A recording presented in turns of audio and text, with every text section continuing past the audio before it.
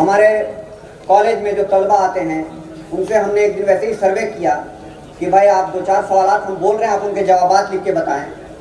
ان میں بہت آسان سے سوالات ہیں کہ آپ اپنے نام بتائیے، اپنے والدین کے نام لکھیے، آپ اپنے گاؤں محلے کا نام لکھیے۔ اور یہ کوئی اسکول کے بچے نہیں تھے، BA اور MA کے طلبہ تھے۔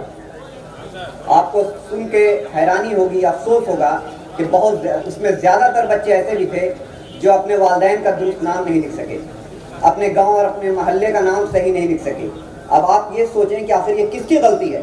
ان میں کئی بچے ایسے تھے جنہوں نے بتایا کہ ان کے والد مزدوری کرتے ہیں، راج مستری ہیں یا کوئی چھوٹے موٹے کام کرتے ہیں۔ تو مجھے تو اچھا لگا کہ بھائی وہ قابل تعریف ہیں وہ والدین جنہوں نے اپنے بچے کو تعلیم کی اہمیت کو سمجھا اور انہیں اسکول اور کالج بھیجا۔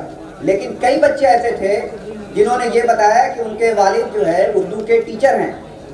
کتنے شرم کا مقام ہے یہ کہ ان کا بچہ صحیح اردو نہیں لکھ سکتا،